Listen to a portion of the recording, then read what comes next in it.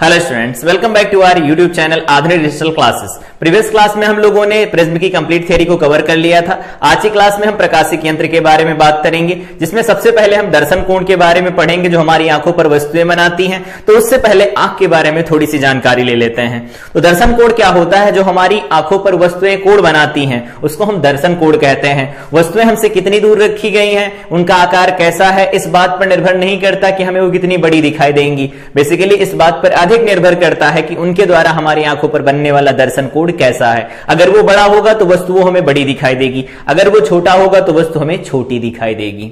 बात करते हैं दर्शन कोण को समझने से पहले यहां पर मानव नेत्र के बारे में थोड़ी जानकारी ले लेते हैं। तो क्लास 10th में हम लोग पढ़ते भी, इस बार ये है नहीं तो थोड़ी सी जानकारी ले लेते हैं, डिटेल नहीं करेंगे यहां पर। सबसे पहले अगर बात करें कि मानव नेत्र में कौन कौन से पार्ट्स होते हैं, तो सबसे पहले हम जानते हैं बाहर जो उभरा हुआ भाग होता है इसे कार्निया कहा जाता है। ठीक है, कार्निया में इंपॉर्टेंट पॉइंट अगर याद रखना चाहें तो याद रख सकते हैं। कार्निया वो भाग होता है जहां अधिकतम अपवर्तन होता है, अधिकतम अपवर्तन हो जाता है, अपवर्तन होता है। अधिकतम अपवर्तन कार्निया पर ही हो जाता है, बाकी का बचा प्रकाश आगे जाता है। फिर उसके बाद देखो इस कार्निया और यहां पर जो सिलेरी मसल्स हैं जिनको हम कहते हैं पश्चमाभी मांसपेशियां, सिलेरी मसल्स हैं, इनके बीच में ये पुतली होती है। इसका छोटा सा भाग यहां पर खुला हुआ होता है, ये पुतली कहलाता है। साथ में यहां पर देखो ये जो मांसपेशियां यहां लगी हुई हैं, इसे मार्क करते हैं ब्लैक से। यहां पर ये जो मांसपेशियां लगी हुई हैं, ये मांसपेशियां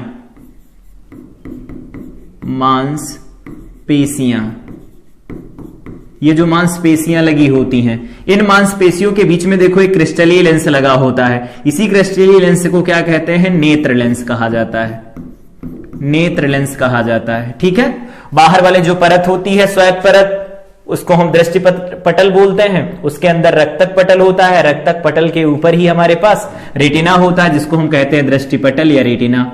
दृष्टि पटल या रेटिना कहा जाता है। रेटिना हो गई, ये रेटिना हो गई। अब आगे रेटिना के ऊपर कुछ बिंदु होते हैं, उनके बारे में बात कर लेते हैं। रेटिना के ऊपर एक विशेष बिंदु होता है जिसको हम कहते हैं अंधबिंदु। अंधबिंदु का काम क्या होता है? अंधबिंदु को हम कहते हैं ब्लाइंड स्पॉट, ब्लाइंड स्पॉट कहा जाता है। इस ब्लाइंड स्पॉट के बारे में अगर बात करें कि ये कैसा होता है, तो प्रकाश के लिए बिल्कुल सुग्राही नहीं होता। जितना प्रकाश इसके ऊपर गिरेगा पूरा अवशोषित कर लेता है, इस पर बना प्रतिबिंब हमें दिखाई नहीं देगा। लेकिन कुछ पार्ट्स ऐसे होते हैं, जैसे मान लेते हैं यहां कहीं पर एक पार्ट्स होता है, एक पार्ट है ये जिसको हम कहते हैं पीत बिंदु। इसको अगर हम बात करें क्या कहते हैं, तो इसे कहा जाता है पीत बिंदु। पीत बिंदु, पीत बिंदु का काम क्या होता है? पीत बिंदु एक ऐसा बिंदु होता है जो रेटिना के ऊपर उपस्थित होता है और इस पर बनने वाला प्रतिबिंब अधिक चमकीला दिखाई देता है, अधिक चमकीला दिखाई देता है। अधिक चमकीला मतलब तीव्रता अधिकतम होती है। ठीक है, और जब ये रेटिना के ऊपर प्रतिबिंब बनता है तो उसका सिग्नल कहां से भेजा जाता है? तो उसका सिग्नल भेजा जाता है यहां पर जो ऑप्टिकल नर्व्स होती हैं, प्रकाश सिराएं होती, प्रकाशिक जो कोशिकाएं होती हैं, वो क्या करती हैं? यहां बनने वाला जो प्रतिबिंब होता है उसे पढ़ती हैं और उसका सिग्नल मस्तिष्क को भेज देती हैं। लेकिन याद रखेंगे जो रेटिना पर प्रतिबिंब बनता है, रेटिना पर जो प्रतिबिंब बनता है, प्रतिबिंब वो कैसा होता है? तो रेटिना पर बनने वाला प्रतिबिंब होता है छोटा। ठीक है, छोटा होता है और वास्तविक होता है, वास्तविक होता है और उल्टा होता है, उल्टा होता है। यह सिग्नल भेजा जाता है प्रकाशिक सिराओं के द्वारा, या प्रकाशिक जो कोशिकाएं होती हैं वो मस्तिष्क को ऐसा संदेश भेजती हैं। मस्तिष्क इसे उल्टा करके पढ़ लेता है, मस्तिष्क इसे उल्टा करके पढ़ लेता है, पढ़ लेता है। मस्तिष्क इसे उल्टा करके पढ़ लेता है। तो ये मानव नेत्र के बारे में हो गया। क्या क्या होता है? सबसे पहले कार्निया, कार्निया पर अधिकतम अपवर्तन हो जाता है। फिर उसके बाद पुतली होती, पुतली के बगल मांसपेशियों से लगा एक क्रिस्टलीय लेंस होता है जो बेसिकली उत्तल लेंस होता है, कैसा होता है, उत्तल लेंस होता है। और अगर बात करते हैं यहां पर कि इसके व्यास की, तो एक तरफ की त्रिज्या होती 6, दूसरे तरफ की होती है 10। उतना डिटेल में हमें जाना नहीं, सिर्फ हमें यह देखना है कि जो रेटिना के ऊपर प्रतिबिंब बनता है वो कहां बनेगा तो ज्यादा अच्छा दिखेगा, कहां बनेगा तो कम अच्छा दिखेगा। तो सबसे अच्छा दिखता है जब पीत बिंदु पर बनता है, अंध बिंदु पर बनता है तो बिल्कुल हमें दिखाई नहीं देता, और इसके अलावा कहीं रेटिना पर बनता है तो उसकी तीव्रता पीत बिंदु पर बनने वाले प्रतिबिंब की तुलना में कम ही रहती है। ठीक है, यहां पर प्रकाश तंत्रिकाएं होती हैं जो यहां से लेकर के जाती सिग्नल को मस्तिष्क में भेजती, मस्तिष्क से उल्टा करके पढ़ लेता है। ठीक है, मतलब उल्टा प्रतिबिंब बना था, इसे भी उल्टा करके पढ़ेगा तो प्रतिबिंब हमें सीधा दिखाई देगा। ठीक है, अब बात करते हैं दर्शन कोण क्या होता है। तो अभी हम लोगों ने पढ़ा कि यहां पर अगर ये कोई मानव नेत्र का लेंस है, मानव नेत्र बना हुआ है, ठीक है, इस मानव नेत्र में अगर बात करें इधर ये ऐसा, ये मान लेते हैं लेंस है उसका, जिसको अभी हम लोगों ने देखा था, ये लेंस है। ये रेफरेंस लाइन बना लेते हैं, एक रेफरेंस लाइन ऐसी बना लेते हैं, ये कोई रेफरेंस लाइन है, इस पर दो वस्तुएं रखी गई हैं, उनसे प्रकाश किरणें चल रही हैं, दो वस्तुएं रखी गई, उनसे प्रकाश किरणें चल रही हैं। तो एक प्रकाश किरण इधर से चल रही, इधर जा रही है ऐसा, और एक प्रकाश किरण इधर से चल रही, इधर जा रही है, ऐसा है कुछ। प्रकाशिक केंद्र पर गिर रही हैं सीधे, तो प्रकाशिक केंद्र पर जब गिरती हैं किरणें तो उसमें तो विचलन होता नहीं कुछ, तो इसमें विचलन तो होगा नहीं ऐसा। तो यहां कहीं पर ऐसा एक वस्तु ऐसी रख देते हैं, ठीक है, और एक दूसरी वस्तु यहां कहीं पर रख देते हैं, दो वस्तुएं रखी गई, नाम लिख देते हैं इनके, इसका नाम है AB, इसका नाम है CD, ठीक है, और उसका प्रतिबिंब इस जगह पर बनेगा, यहां पर इसका प्रकाशिक केंद्र होगा। ठीक है, जो भी ये लेंस है हमारा नेत्र लेंस है, ये क्या है, नेत्र लेंस है, नेत्र लेंस है, तो इसका केंद्र होगा, वहां पर किरणें हम लोग गिरा रहे हैं तो ये किरणें इधर से जा रही हैं, ये इधर जा रही है, ये इधर जा रही है, यहां उल्टे प्रतिबिंब बनेंगे। लेकिन देखो यहां पर ये वस्तु या ये वस्तु यहां पर कुछ कोण बना रहे हैं, ये ऐसा कुछ कोण बना रही है जो अल्फा लिखा जाता है। इस अल्फा को हम कहते हैं कि वस्तु द्वारा नेत्र पर बना कोण है, और वस्तु द्वारा अगर नेत्र पर बना कोण होता तो इसे हम कहते हैं दर्शन कोण, दर्शन कोण कहा जाता है। तो ये दर्शन कोण हो गया। तो किसी भी वस्तु द्वारा जो हमारी आंखों पर कोण बनाया जाता है उसे हम दर्शन कोण कहते हैं। वस्तु हमसे कितनी दूर है या हमारे कितनी पास है, इस बात पर निर्भर नहीं करता कि वस्तु हमें बड़ी दिखाई देगी। वस्तु हमें बड़ी तभी दिखाई देगी जब दर्शन कोण जो हमारी आंखों पर बन रहा है अगर वो बड़ा होगा तो वस्तु बड़ी दिखाई देगी। आई थिंक ये चीज समझ आई होगी। अगर नहीं समझ आई तो ऐसे कुछ और पॉइंट्स यहां पर लिखते हैं, कुछ और चीजों को डिस्कस करते हैं। यहां पर हमारे पास ये मानव नेत्र है, ये उसका नेत्र लेंस बनाया गया है। वैसे फिर से यहां एक रेफरेंस लाइन बना लेते हैं, ये ऐसे एक रेफरेंस लाइन बना ली गई। अब यहां पर दो वस्तु में रख देते हैं इस बार, एक वस्तु यहां कहीं पर छोटी सी और दूसरी वस्तु यहां कहीं पर बड़ी सी रख दिया गया। ठीक है, और यहां से प्रकाश किरणें अब चलेंगी, तो प्रकाश किरणें चलाओ। देखो यहां से प्रकाश किरण चलेगी, कुछ इस तरह से जाएगी, ऐसी प्रकाश किरण। ठीक है, और एक प्रकाश किरण ये खुद थी, ये दूसरी वाली जो प्रकाश किरण है, ये प्रकाश किरण जो ये रेफरेंस लाइन ये खुद है। तो देखो अगर हम बात कर लेते हैं कि ये H है हमारे पास और ये H डैश है हमारे पास, ये कोण बन रहा है अल्फा।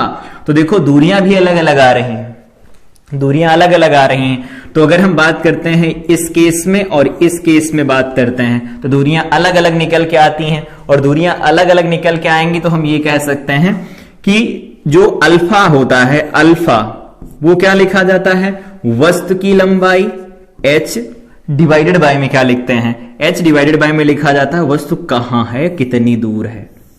ये जो अनुपात होता है ना, इसी अनुपात को हम कहते हैं दर्शन कोण। वस्तु की ऊंचाई तथा वस्तु से दूरी, मतलब नेत्र से उस वस्तु की दूरी का जो अनुपात होता है वो कोण के बराबर निकल के आता है और वो कोण दर्शन कोण कहलाता है। अब बात करते हैं इन दोनों अलग अलग केस के अंदर।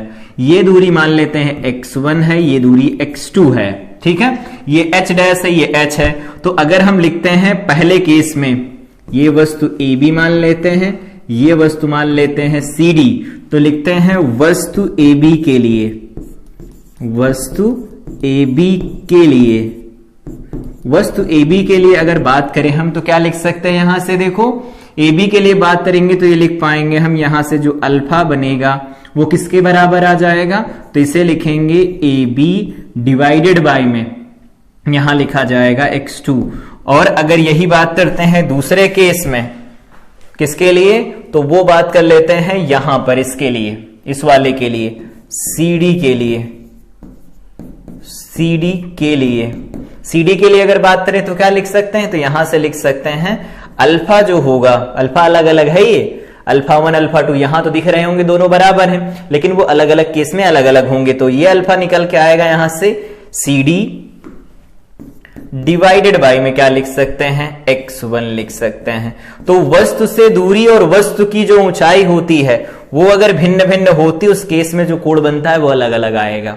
अब ये कोण तो बना लिया, परिभाषा भी लिख ली कि वस्तु की ऊंचाई और वस्तु से नेत्र की दूरी का जो अनुपात होता है वो कोण दर्शन कोण कहलाता है, या वस्तु द्वारा नेत्र पर बनाया गया कोण दर्शन कोण कहलाता है। इसका मतलब है कि अगर अल्फा का जनरल फार्मूला लिखें तो वो आता है h/u। ये क्या होती है, ये होती है वस्तु की ऊंचाई, लिख लेते हैं वस्तु की ऊंचाई, वस्तु की ऊंचाई। ये u क्या होता है, नेत्र से या नेत्र लेंस से वस्तु की दूरी, वस्तु की दूरी, वस्तु की दूरी ये होती है। अब एक छोटा सा पॉइंट क्या है कि अगर मान लेते हैं यहां पर इसी फार्मूले को देखो, वस्तु बहुत बड़ी है, तो वस्तु बहुत बड़ी होगी तो अल्फा बहुत बड़ा आएगा, आएगा ना, वस्तु बहुत बड़ी तो अल्फा बहुत बड़ा आएगा। लेकिन उसके केस में वस्तु दूर भी तो हो सकती है, तो वस्तु अगर बहुत दूर है उस केस में अल्फा बहुत छोटा होगा, वस्तु बहुत पास में है तो उस केस में अल्फा कम होगा। हम जानते हैं वस्तु की जो न्यूनतम दूरी होती है, स्पष्ट दृष्टि की जो न्यूनतम दूरी होती है वो 25 सेंटीमीटर होती है। मतलब जब आंखों से हमारे 25 सेंटीमीटर की दूरी पर वस्तु रखी जाती है, उस केस में हम कहते हैं हमारी आंखें जो है वो सामान्य स्थिति में है। सामान्य स्थिति का मतलब ये होता है कि उन पर कोई तनाव नहीं है, वो शिथिल है, तनाव नहीं है उनकी मांसपेशियों के ऊपर, और उस समय पर हम किसी वस्तु को बहुत देर तक देख सकते हैं। ठीक है, ऐसा हुआ। अब अगर इसमें h और u पर ये दोनों मान निर्भर करते हैं, इसका मतलब है इसके आधार पर हम कई चीजों को डिस्कस कर सकते हैं। जैसे पहला केस हमारे पास दिया गया है, वस्तु से नेत्र बहुत दूर स्थित होने के कारण, एक पॉइंट यहां लिखना हो तो लिख लेना, निकट बिंदु, निकट बिंदु जो होता है नेत्र का वो कितने पर होता है, 25 सेंटीमीटर पर होता है। ठीक है, और दूर बिंदु, दूर बिंदु जो लिखा जाता है वो कितने पर लिखा जाता है, तो वो अनंत पर लिखा जाता है, अनंत। ठीक है, और दृष्टि विस्तार क्या होता है, दृष्टि विस्तार क्या होता है, मतलब हम कहां से कहां तक देख सकते हैं, तो ये 25 सेंटीमीटर से अनंत तक होता है, अनंत तक होता है, अनंत तक होता है। आई थिंक ये चीज समझ आई होगी, तो ये पॉइंट याद रखेंगे, नेत्र के बारे में है। अब डिस्कस करते हैं वस्तु के नेत्र से बहुत दूर स्थित होने के कारण। तो वस्तु यहां पर देखो, दर्शन कोण, दर्शन कोण अल्फा बराबर क्या लिखा जाता है, h/x लिखते हैं, जनरल x लिख लो। वस्तु x दूरी पर h ऊंचाई की है, बनाना चाहे तो इधर बना भी सकते हैं। ये देखो नेत्र बन गया ऐसा, ये रेफरेंस लाइन बन गई, ये हमारे पास है h और ये x दूरी पर रखा गया ऐसा, ऐसा। ठीक है, और दूसरी प्रकाश किरण यहां से चली, यहां पर इसका प्रतिबिंब बन रहा, मान लेते हैं ऐसा कुछ है, ये ऐसा कुछ प्रतिबिंब बन रहा है। ठीक, ये प्रतिबिंब बन गया, यहां पर ऐसा प्रतिबिंब बन जाएगा, ये वाला प्रतिबिंब हो जाएगा ऐसा, उल्टा प्रतिबिंब बनेगा। ठीक है, इस तरह स्क्रीन के ऊपर। तो हमारे पास जो फार्मूला निकल के आया है नेत्र इसका दर्शन कोण का, ये देखो फार्मूला, ये है दर्शन कोण का फार्मूला हमारे पास। इस दर्शन कोण के फार्मूले को हम लोग एनालाइज कर रहे हैं अलग अलग केस के लिए। तो पहला केस हमारे पास, तो वस्तु के नेत्र से बहुत दूर स्थित होने के कारण, मतलब x की वैल्यू बहुत बहुत ज्यादा है h से, ऐसा है, यही तो होगा, x की वैल्यू h से बहुत ज्यादा है। तो जब वस्तु हमारी आंखों से बहुत दूर होगी, उस केस में x की वैल्यू बहुत कम हो जाएगी। इसका मतलब यह है कि इंप्लाइज दैट लगा करके हम लिख सकते हैं अल्फा जो होगा वो घट जाएगा। और अल्फा अगर घटा तो इसका मतलब हम लोग सीधा सीधा जानते हैं क्या होगा। अल्फा घटने का मतलब होगा वस्तु छोटी दिखाई देगी, वस्तु छोटी दिखाई देगी, छोटी दिखाई देगी, वस्तु छोटी दिखाई देगी। ठीक है, दर्शन कोड के फार्मूले को लिखा हम लोगों ने, देख लिया कि अगर x की वैल्यू h से बहुत ज्यादा है उस केस में क्या होगा, अल्फा घट जाएगा। अल्फा ही तो बताता है वस्तु का आकार, तो वस्तु हमें छोटी दिखाई देगी। अब क्या होता है कि जो वस्तु छोटी दिखाई देती है, u की वैल्यू बहुत बहुत ज्यादा है h से, इससे जो प्रतिबिंब बन रहा है वो छोटा बन रहा है। हर एक चीज को समझते जाते हैं। प्रतिबिंब जो बन रहा है वो कैसा है, छोटा है। और प्रतिबिंब छोटा है, इसके लिए जो दर्शन कोण है, दर्शन कोण बड़ा करने के लिए, बड़ा करने के लिए प्रयुक्त प्रकाशिक यंत्र, इसे बड़ा करने के लिए जो प्रयुक्त किया जाता है प्रकाशिक यंत्र, उसे हम क्या कहते हैं, इसे ध्यान रखेंगे। क्या है, कह रहे हैं वस्तु बहुत दूर है, तो बहुत दूर देखने के लिए हम दूरदर्शी का प्रयोग करते हैं। दूरदर्शी को क्या कहा जाता है, टेलीस्कोप कहा जाता है। तो टेलीस्कोप का प्रयोग करते हैं।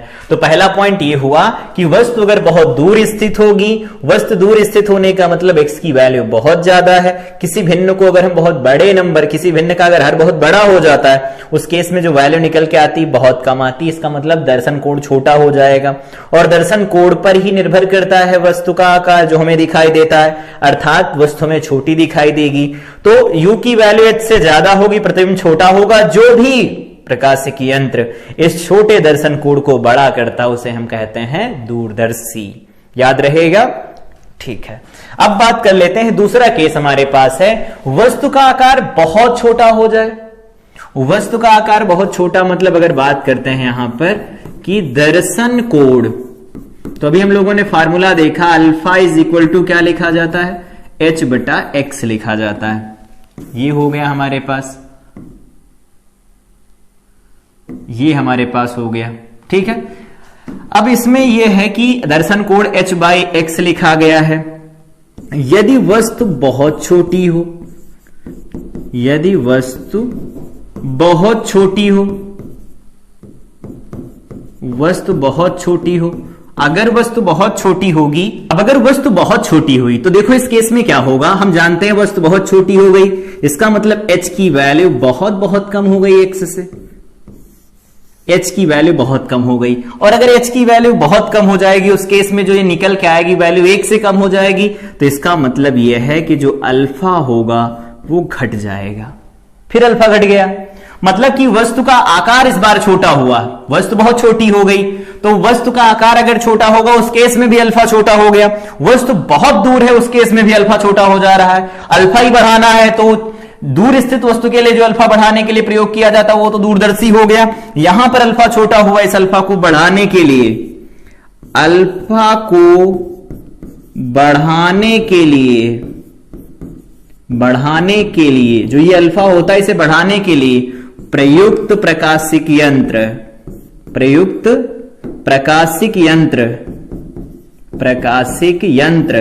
क्या कहलाएगा, तो प्रयुक्त प्रकाशिक यंत्र को हम क्या कहते हैं, सूक्ष्मदर्शी कहा जाता है। इंग्लिश में क्या कहते हैं इसे, माइक्रोस्कोप कहा जाता है, ठीक है। तो ये हो गया हमारे पास, जब वस्तु का आकार बहुत छोटा होगा तो भी अल्फा कम होगा। अल्फा फिर से बढ़ाना है क्योंकि वस्तु का आकार, यहां पर लिखना चाहे कंक्लूजन तो लिख सकते हैं, वस्तु का आकार जो होता है, जो हमें दिखाई देता है, ये कौन सा है, प्रतिबिंब का आकार है। प्रतिबिंब का आकार, जो भी वस्तु बन रही होगी उसके प्रतिबिंब का आकार, मतलब कोई वस्तु हमें कितनी बड़ी दिखाई देती है वो किस पर निर्भर करता है, तो वो निर्भर करता है केवल और केवल दर्शन कोण के ऊपर।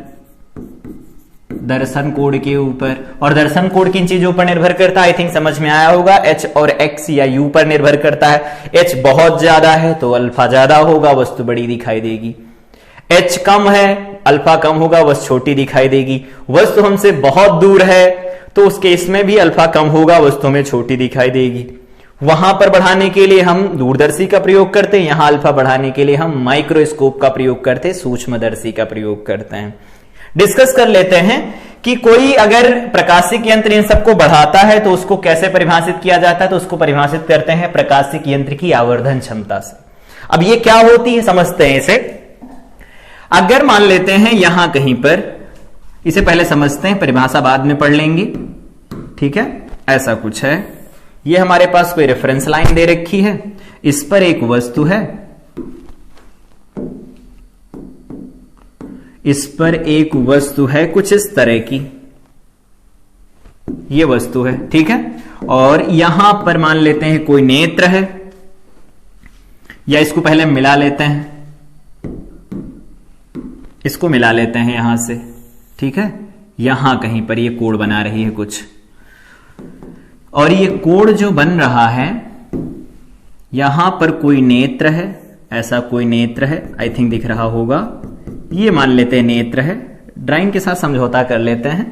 ये मान लेते हैं एच दिया गया है हमारे पास, ठीक है, और ये एक्स दिया गया है और यहां पर अल्फा दिया गया है, ठीक है। तो ये देखो वस्तु थी, यहां पर ये क्या है? वस्तु है, ये वस्तु है। तो वस्तु ने हमारे नेत्र पर, ये वास्तविक वाला नेत्र है, अभी कुछ कंफ्यूजन आएंगे, नेत्रिका, नेत्र लेंस, अभिदृश्यक, उनके बारे में बाद में बात करेंगे। अभी बात करते हैं कि जो भी हमारे पास वस्तु दे रखी है उस वस्तु ने सीधे हमारी आंखों पर कितना कोण बनाया? वो अल्फा कोण बनाया, ठीक है।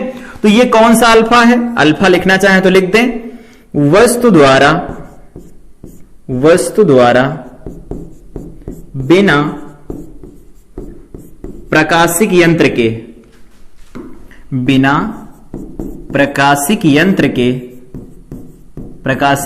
के नेत्र पर बना दर्शन कोण। आई थिंक ये चीज समझ में आई होगी, सही है। अब दोबारा से क्या करते हैं, कोई भी प्रकाशिक यंत्र ले लिया जाए, ठीक है, कोई प्रकाशिक यंत्र ले लिया जाए, जैसे ये तो ऐसे डायरेक्ट बन गया, ठीक है। और अगर इसका दूसरा अपोजिट फेज लिया जाए कि अगर वस्तु हमें डायरेक्ट ना दिखिए, हम वस्तु के सामने कोई प्रकाशिक यंत्र रख दें और फिर उस प्रकाशिक यंत्र में देखें कि जो प्रतिबिंब है वो हमारी आंखों पर कितना कोण बना रहा है, तो उस कोण को लिखा जाता है बीटा। उस कोण को क्या लिखते हैं हम? बीटा लिखते हैं। तो यहां पर हम लोग मान लेते हैं ऐसा कुछ, देखो इधर, यहां पर हम लोग मान लेते हैं कि ये तो वस्तु ने डायरेक्ट हमारी आंखों पर कोण बना दिया।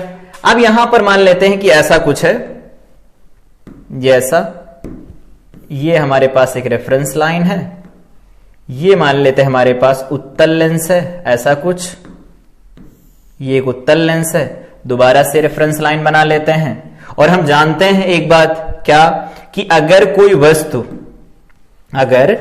वस्तु यहां कहीं पर रख दी जाए, ऐसे, कहां पर है ये? तो फोकस और इसके प्रकाशिक केंद्र के मध्य है, तो इसका प्रतिबिंब तो बड़ा दिखाई देगा। तो अगर इसका प्रतिबिंब हमें देखना है तो यहां से प्रकाश किरणें चलेंगी, ऐसे इधर से पास कर जाएंगी फोकस से, यहां से चलेंगी इधर पास कर जाएंगी, इनको इधर बढ़ाएंगे तो ये मिलेंगी। इसको हम दोबारा से समझेंगे जब हम पढ़ेंगे सरल सूक्ष्मदर्शी, ऐसा बनेगा। तो यहां पर इसका कहीं पर प्रतिबिंब दिखाई देगा, फिर तो इस वस्तु का प्रतिबिंब इधर दिखाई देगा, आभासी प्रतिबिंब होगा।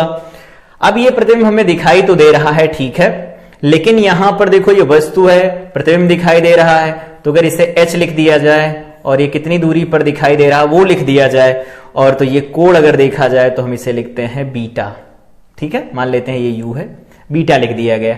अब अगर बीटा लिखा गया तो इस केस में यहां से देखो परिभाषित किया जाता है बीटा को। बीटा क्या होता है? प्रकाशिक यंत्र है। अगर हमारी आंखें कहीं यहां कहीं पर हैं, यहां कहीं पर हमारी आंख है, ऐसे, ये मान लेते हैं हमारी आंख है, इस हमारी आंख को दिखाई देगा, ये जो भी प्रतिबिंब बनेगा वो दिखाई देगा। तो बीटा क्या होता है? प्रकाशिक यंत्र द्वारा, ये किरण आरेख आई थिंक पता होगा, हम लोगों ने पढ़ा था अपवर्तन में, वही है। प्रकाशिक यंत्र द्वारा नेत्र पर बना दर्शन कोण, ये तो बीटा हो गया। तो यही परिभाषित किया जाता, आवर्धन क्षमता जो यहां पर परिभाषित की जाती है वो कोणीय आवर्धन का अनुपात होती है, ध्यान रखेंगे। तो आवर्धन क्षमता जो यहां लिखी जाती है कोणीय आवर्धन लिखा जाता है बेसिकली इसे। और कोणीय आवर्धन को हम लिखते कैसे हैं, तो कैपिटल एम से लिखा जाता है, ये होती है beta divided by alpha. I think beta और अल्फा में अब कोई कंफ्यूजन नहीं बचा होगा कि अल्फा क्या होगा, बीटा क्या होगा। तो कोई भी प्रकाशिक यंत्र है उसकी अगर हमें आवर्धन क्षमता परिभाषित करनी है तो इसका मतलब हम कोणीय आवर्धन क्षमता परिभाषित कर रहे हैं। और वो कोणीय आवर्धन क्षमता होती है प्रकाशिक यंत्र द्वारा नेत्र पर बनाए गए दर्शन कोण तथा बिना प्रकाशिक यंत्र के नेत्र पर बने दर्शन कोण का अनुपात होता है। ठीक है, इसका कोई मात्रक नहीं होता है, किसी किसी बुक में लिख दिया जाता है कि इसके पीछे हम x लगा करके लिखते हैं, तो चॉइस है, लिखना चाहें तो लिख सकते हैं, अदरवाइज हम इसमें कुछ भी नहीं लिखते। ठीक है, इसके बारे में कुछ इंपॉर्टेंट पॉइंट्स ये हैं, जैसे मान लेते हैं कि जब भी कभी हम बात करेंगे प्रकाशिक यंत्र की, अगली क्लास से बात करेंगे हम जबकि इसके बारे में, तो याद रखेंगे यहां पर दो टर्म आते हैं, एक होता है नेत्र लेंस या इसी को हम कहेंगे नेत्रिका। ठीक है, नेत्रिका कहेंगे या नेत्र लेंस कहेंगे। और दूसरा एक और टर्म होता है जिसको हम कहते हैं अभिदृश्यक लेंस कहते हैं।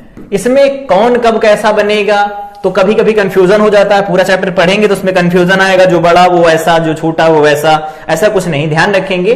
नेत्र लेंस या नेत्रिका का मतलब ये होता है जिस लेंस के सामने से खड़े होकर के हम चीजों को देख रहे हैं, वो लेंस भी हो सकता है, दर्पण भी हो सकता है। तो यहां से याद रखेंगे कि नेत्र जिधर नेत्र उपस्थित होता है या फिर नेत्र से जो हम प्रतिबिंब देख रहे होते हैं उस तरफ जो लेंस या फिर दर्पण लगा होता है उसे हम कहते हैं नेत्रिका या नेत्र लेंस। लेंस होगा तो नेत्र लेंस या नेत्रिका कहेंगे। अब दृश्यक लेंस क्या होता है, जिसके सामने वस्तु रखी गई हो, जिसके सामने वस्तु रखी हो उसे क्या कहा जाएगा, जिसके सामने वस्तु रखी होती उसे अभिदृश्यक लेंस कहा जाता है। जैसे दो लेंस हैं, एक लेंस यहां पर है, दूसरा लेंस यहां पर है, देखते हैं इधर दो लेंस है, एक लेंस यहां है। ठीक है, इस वाले लेंस के सामने वस्तु रखी गई है और हम इस वाले लेंस से उस वस्तु को देख रहे हैं, तो देख हम इधर से रहे ना, तो ये वाला जो लेंस होगा हमारा, उसकी तरफ से हम देख रहे हैं तो हमारे लिए नेत्र लेंस या नेत्रिका का काम करेगा।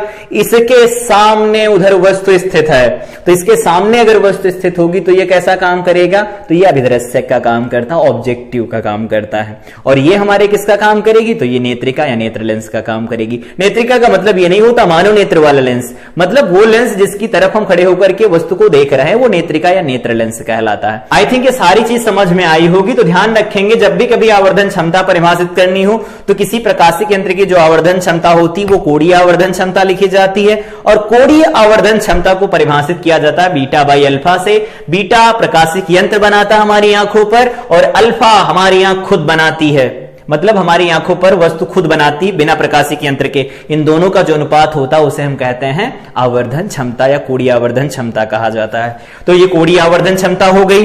इसके बारे में एक और इंपॉर्टेंट पॉइंट है वो डिस्कस कर लेते हैं। एक पॉइंट ये है कि मान लेते हैं कि अभी हम लोगों ने अभिदृश्यक और नेत्रिका के बारे में बात की कि जिसके सामने वस्तु रखेंगे वो अभिदृश्यक होगा और जिसकी तरफ खड़े होकर के हम देखेंगे वो हमारे सामने वाला लेंस वो नेत्रिका होगी। ठीक है, तो जब भी कभी नेत्रिका और नेत्र लेंस के बारे में बताया गया, उनके आवर्धन दिए गए हों, यूपी बोर्ड 2023 का क्वेश्चन था ये, ध्यान रखेंगे। बोर्ड ने इस बार सवाल पूछा था, ऑब्जेक्टिव सवाल पूछा था, उसको देखो यहां मेंशन भी किया गया है कि मान लेते हैं एक लेंस ने 2 गुनी इमेज बनाई और दूसरे लेंस ने 3 गुनी इमेज बना दी, तो ओवरऑल कितनी गुनी इमेज बन गई, 6 गुनी इमेज बन गई।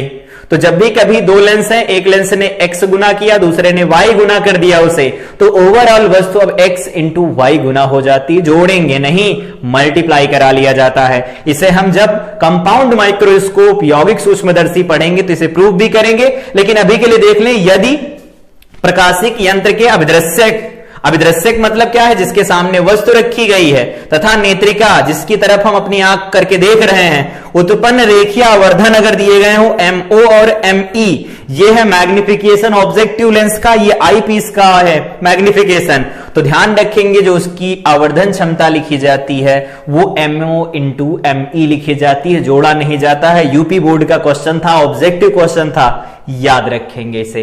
तो आई थिंक प्रकाशीय केंद्र की आवर्धन क्षमता, साथ में यहां पर दो अलग अलग केस समझ में आए होंगे कि कब हम दूरदर्शी का प्रयोग करते हैं, कब हम सूक्ष्मदर्शी का प्रयोग करते हैं, और साथ में यहां पर नेत्र के बारे में छोटी छोटी बातें हम लोगों ने कर ली कि कौन कौन से पार्ट्स होते हैं, और यहां पर परिभाषित किया कि दर्शन कोण क्या होता है। तो आई थिंक ये सारी चीज समझ में आई होगी। तो प्रकाशीय केंद्र का ये इंट्रोडक्शन था, इनके बारे में हमें सारी चीजें पता होनी चाहिए हर एक इंस्ट्रूमेंट को पढ़ने के लिए। तो अगली क्लास में हम लोग सरल सूक्ष्मदर्शी के बारे में बात करेंगे। तो तब तक के लिए इस क्लास को रिवाइज करें। मिलते हैं अगली क्लास में। Till then I wish you all the best.